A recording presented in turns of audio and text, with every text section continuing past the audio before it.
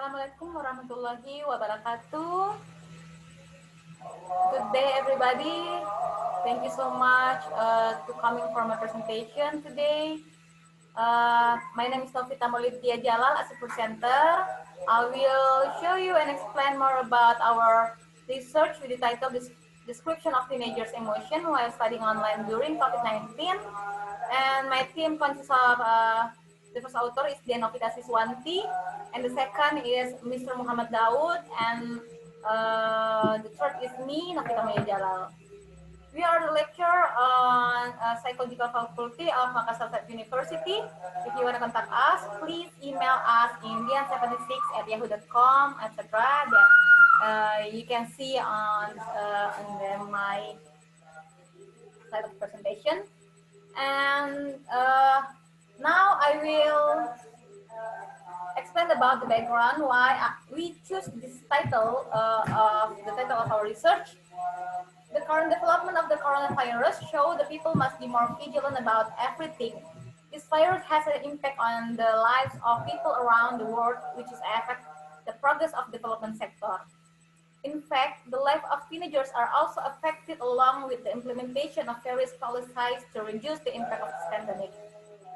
The mental condition of teenagers is increasingly be tested at not a few of them end up becoming stressed, anxious, etc. And follow the government's recommendation to study, work, and worship from the home to prevent transmission and break the chain of spreading the COVID-19 virus. But of course, in the process, distance learning has both advantage and also disadvantage. Many argue that distance learning is not as effective as direct learning in classroom with face-to-face system. Therefore, the study aims to describe the emotional condition of the children during online in the pandemic COVID-19.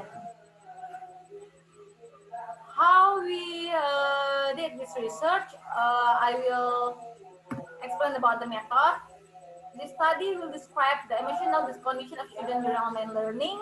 This study uses a survey method with the Google form because it's really difficult if we check data from face to face because today we almost people stay at home, and the research subject were 248 students. The survey research was then analyzed, the descriptive analyzed. And the data will show in the percentage of the data. And now I will show you the result of this research.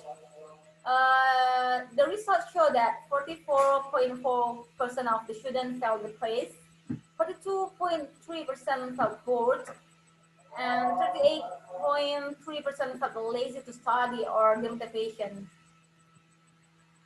Furthermore, 42 and 3% of subjects said that the negative emotions were often caused by lecture assignment.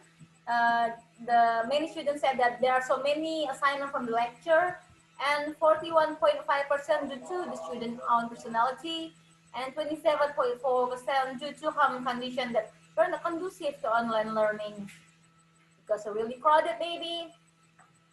And then, furthermore, for a factor support a student to manage emotion to be more positive, namely 57% by way of worship to God, 47.2% come from support from parents, and 45.6% come from good friendship, and they make communication by social media and discussion. The results show that 44.4% of students felt depressed, 42.3% felt bored and felt lazy to study. If this condition is still like this, students will experience tremendous stress due to pressure from campus requires students to remain productive. So the longer many students lost to their defense, starting from the complaining about many tasks with minimal facilities, expensive quota, no internet connection, or even students are getting bored at home because they are usually active outside. Ruliana and Listiandini in 2016 said that students who have high academic resilience will be more optimistic and believe that this that things can change of the better, so that the stress experience based on the academic pressure experience can be minimized. In addition, Holmes et al. 2018 also argued that adjusting the effects of unpleasant condition, social, academic, vocational development, and even with the intense pressure inherent to their work.